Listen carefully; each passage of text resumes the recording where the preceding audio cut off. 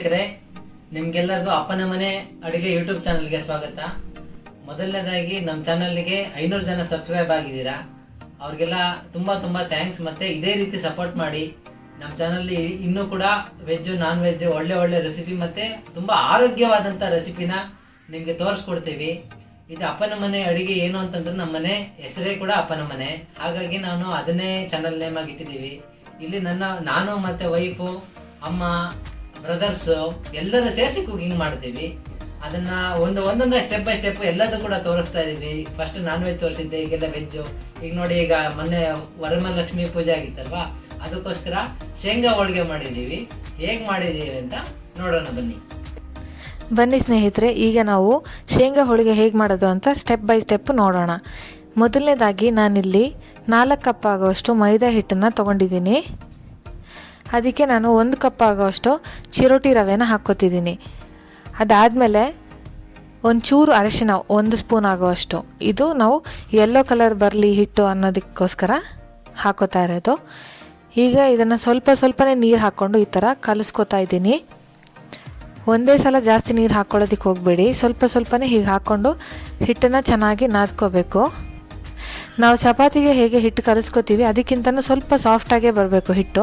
ನಾವು ಎಷ್ಟು ಚೆನ್ನಾಗಿ ಕಲಿಸ್ಕೋತೀವಿ ಅಷ್ಟು ಸಾಫ್ಟಾಗಿ ಹಿಟ್ಟು ಬರುತ್ತೆ. ಈಗ ನಾವು ಇದನ್ನು 1 ಗಂಟೆ ನೆನೆಯೋದಕ್ಕೆ ಬಿಡೋಣ. ಅದೇ ಟೈಮಲ್ಲಿ ನಾನು 4 ಕಪ್ ಆಗುವಷ್ಟು ಶೇಂಗಾ ಬೀಜನ ಹುರ್ಕೋತಾ ಇದ್ದೀನಿ. ನಾವು ಶೇಂಗಾ ಬೀಜನ ಹುರ್ಕೋಬೇಕಾದ್ರೆ ಲೋ ಫ್ಲೇಮಲ್ಲಿ ಹುರ್ಕೋಬೇಕು. ಆಮೇಲೆ ದಪ್ಪದ ಬಾಣಲಿ ತೊಗೊಂಡ್ರೆ ಬೆಸ್ಟು. ಆಗ ಶೇಂಗಾ ಬೀಜ ಚೆನ್ನಾಗಿ ಫ್ರೈ ಆಗುತ್ತೆ. ಇಲ್ಲಾಂತಂದರೆ ನೀವು ಹೈ ಫ್ಲೇಮಲ್ಲಿ ಇಟ್ಕೊಂಡ್ರೆ ಶೇಂಗಾ ಬೀಜ ಹೊರಗಡೆಯಿಂದ ಕಪ್ಪಾಗುತ್ತೆ, ಒಳಗಡೆ ಚೆನ್ನಾಗಿ ಫ್ರೈ ಆಗಿರಲ್ಲ. ಅದಕ್ಕೋಸ್ಕರ ಈಗ ನೋಡಿ, ಇದು ಚೆನ್ನಾಗಿ ಫ್ರೈ ಆಗಿದೆ. ಹೀಗೆ ನಾನು 4 ಕಪ್ ಆಗುವಷ್ಟು ಶೇಂಗಾ ಬೀಜನ ಹುರ್ಕೊಂಡು ಸಿಪ್ಪೆ ತೆಗೆದು ಇಟ್ಕೊಂಡಿದ್ದೀನಿ. ನೀವು ನೋಡಿ ಇಲ್ಲಿ. ಈಗ ನಾನು 2 ಕಪ್ ಆಗುವಷ್ಟು ಶೇಂಗಾ ಬೀಜನ ಮಿಕ್ಸಿ ಜಾರಿಗೆ ಹಾಕ್ಕೊಂಡು ಪೌಡರ್ ಮಾಡ್ಕೋತಾ ಇದ್ದೀನಿ. ಇದು ಪೌಡರ್ ನಿಮಗೆ ಚೆನ್ನಾಗಿ ಫೈನ್ ಪೌಡರ್ ಬರಲ್ಲ, ಒಂಚೂರು ತರಿಯಾಗಿ ಪೌಡರ್ ಬರುತ್ತೆ. ನೀವು ಎಷ್ಟಾಗುತ್ತೋ ಅಷ್ಟು ಚೆನ್ನಾಗಿ ಪೌಡರ್ ಮಾಡ್ಕೊಳ್ಳಿ. ಈಗ ನೋಡಿ, ಪೌಡರ್ ರೆಡಿಯಾಗಿದೆ. ತೋರಿಸ್ತೀನಿ ರೀ ಯಾವ ಥರ ಬರುತ್ತೆ ಅಂತ. ಇದು ಸ್ವಲ್ಪ ಲೈಟಾಗಿ ಅಂಟಂಟು ಥರ ಬರುತ್ತೆ, ಯಾಕಂತಂದರೆ ನಿಮ್ಗೆ ಆಲ್ರೆಡಿ ಗೊತ್ತಿರೋ ಹಾಗೆ ಶೇಂಗಾ ಬೀಜದಲ್ಲಿ ಎಣ್ಣೆ ಅಂಶ ಇರೋದ್ರಿಂದ ಲೈಟಾಗಿ ಅಂಟಂಟಾಗಿ ಬರುತ್ತೆ ನೋಡಿ, ಈ ಥರ. ಈಗ ನಾನು ಅದನ್ನು ಒಂದು ತಟ್ಟೆಗೆ ಹಾಕ್ಕೊಂಡಿದ್ದೀನಿ. ಇದಕ್ಕೆ ನಾವು ಬೆಲ್ಲದ ಪಾಕನೂ ಹಾಕೋಬೇಕಾಗುತ್ತೆ. ಅದಕ್ಕೆ ಬೆಲ್ಲದ ಪಾಕ ಈಗ ರೆಡಿ ಮಾಡ್ಕೊಳ್ಳೋಣ.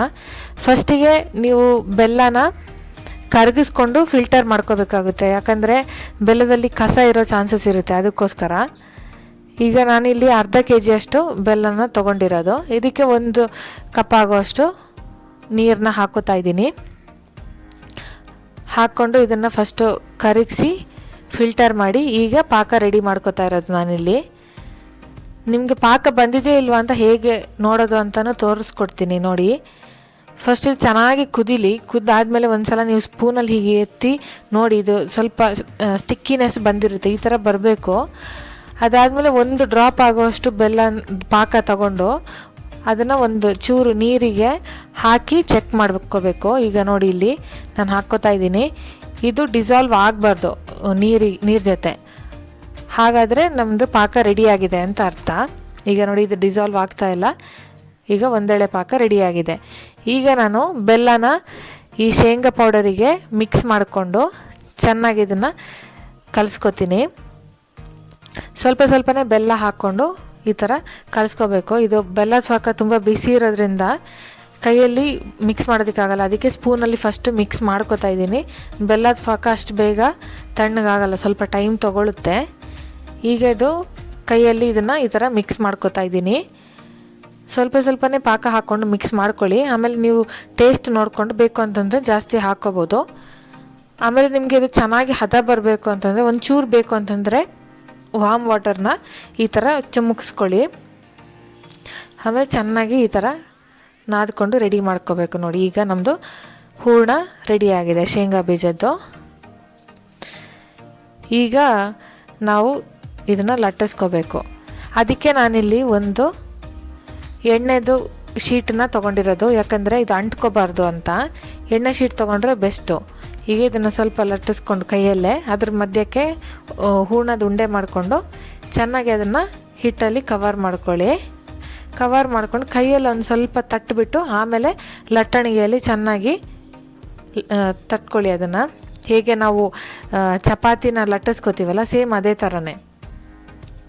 ಆದರೆ ತುಂಬ ಜೋರಾಗಿ ಪ್ರೆಸ್ ಮಾಡೋದಕ್ಕೆ ಹೋಗ್ಬಿಡಿ, ಯಾಕಂದರೆ ಹೂರಣ ಎಲ್ಲ ಹೊರಗಡೆ ಬಂದುಬಿಡುತ್ತೆ, ಆ ಥರ ಆಗಬಾರ್ದು. ಆಮೇಲೆ ಮೀಡಿಯಮ್ ಥಿಕ್ನೆಸ್ಸಿಗೆ ಲಟ್ಟಿಸ್ಕೋಬೇಕಾಗುತ್ತೆ. ಈಗ ನೋಡಿ ನಾನು ಇಲ್ಲಿ ತೋರಿಸ್ತಾ ಇದ್ದೀನಲ್ಲ, ಕೈಯಲ್ಲಿ ಸ್ವಲ್ಪ ಸ್ವಲ್ಪನೇ ಹೀಗೆ ತಟ್ಕೊಂಡು ಲಟ್ಟಣಿಗೆಯಲ್ಲೂ ಲಟ್ಟಿಸ್ಕೊಳ್ಳಿ. ಇವಾಗ ನೋಡಿ ಇದು ಎಣ್ಣೆ ಶೀಟ್ ತೊಗೊಂಡಿರೋದ್ರಿಂದ ನಿಮಗೆ ತೆಗೆದು ತವಕ್ಕೆ ಹಾಕೊಳ್ಳೋದಕ್ಕೂ ಈಸಿ ಆಗುತ್ತೆ. ನೋಡಿ ತವಾಗ ಹಾಕ್ಕೊಂಡು ಈ ಥರ ಬೇಯಿಸ್ಕೋಬೇಕು, ಚಪಾತಿ ಬೇಯಿಸ್ಕೊತೀವಲ್ಲ ಅದೇ ಥರನೇ ಎರಡೂ ಕಡೆಯೂ ಸ್ವಲ್ಪ ಸ್ವಲ್ಪ ಬೇಯಿಸ್ಕೊಂಡ್ರೆ ಆಯಿತು, ಚೆನ್ನಾಗಿ ಬೇಯುತ್ತೆ. ನೋಡಿ ನಾನು ಒಂದು ಪಾತ್ರೆಯಲ್ಲಿ ಇಟ್ಟು ಇನ್ನೊಂದು ಪಾತ್ರೆಯಲ್ಲಿ ಹೂರಣ ಎಲ್ಲ ಇಟ್ಕೊಂಡಿದ್ದೀನಿ. ಆಲ್ರೆಡಿ ನಮ್ಮದು 2 ಶೇಂಗಾ ಹೋಳಿಗೆ ರೆಡಿ ಆಗಿದೆ, ತೋರಿಸ್ತಾ ಇದ್ದೀನಿ ನೋಡಿ. ಈ ಥರ ಮಾಡಿಕೊಂಡು ನೀವು ತಿನ್ನಿ, ತುಂಬ ಚೆನ್ನಾಗಿರುತ್ತೆ. ಹಬ್ಬ ಹರಿದಿನಗಳಲ್ಲೆಲ್ಲ ಮಾಡ್ಕೋಬೋದು, ತುಂಬ ಈಸಿ, ಬೇಗನೆ ಆಗುತ್ತೆ. ಆಮೇಲೆ ಹೆಲ್ತಿಗೆ ಕೂಡ ತುಂಬ ಒಳ್ಳೆಯದು, ಮಕ್ಕಳೆಲ್ಲ ತುಂಬ ಇಷ್ಟಪಡ್ತಾರೆ. ನಾವು ಇದೇ ಥರ ತುಂಬ ಚೆನ್ನಾಗಿರೋ ರೆಸಿಪೀಸ್ ಎಲ್ಲ ನಮ್ಮ ಚಾನಲಲ್ಲಿ ಮಾಡಿ ಹಾಕಿದ್ದೀವಿ, ತಪ್ಪದೆ ಅದನ್ನು ಹೋಗಿ ನೋಡಿ. ವೆಜ್ ನಾನ್ ವೆಜ್ ಎಲ್ಲ ವೆರೈಟೀಸು ಇದೆ, ಇನ್ನೂ ಹೊಸ ಹೊಸ ವೀಡಿಯೋಸ್ ಹಾಕ್ತಾನೆ ಇರ್ತೀವಿ ನಾವು. ಅದಕ್ಕೆ ನಮ್ಮ ಚಾನಲ್ನ ತಪ್ಪದೆ ಸಬ್ಸ್ಕ್ರೈಬ್ ಮಾಡಿ. ನಮ್ಮ ಪ್ರಯತ್ನಕ್ಕೆ ನಿಮ್ಮದೊಂದು ಸಪೋರ್ಟ್ ಯಾವಾಗಲೂ ಇರಲಿ. ಆಮೇಲೆ ಈ ವಿಡಿಯೋ ಇಷ್ಟ ಆದಲ್ಲಿ ಲೈಕ್ ಮಾಡಿ, ಶೇರ್ ಮಾಡಿ, ಆಮೇಲೆ ಕಮೆಂಟ್ ಮಾಡಿ ತಿಳಿಸಿ ಹೇಗೆ ಬಂತು ಅಂತ. ನೀವು ಟ್ರೈ ಮಾಡಿ ನೋಡಿ ಎಷ್ಟು ಚೆನ್ನಾಗಿ ಬಂದಿದೆ ಅಂತ.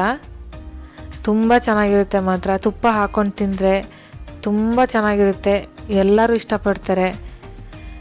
Thank you for watching this video.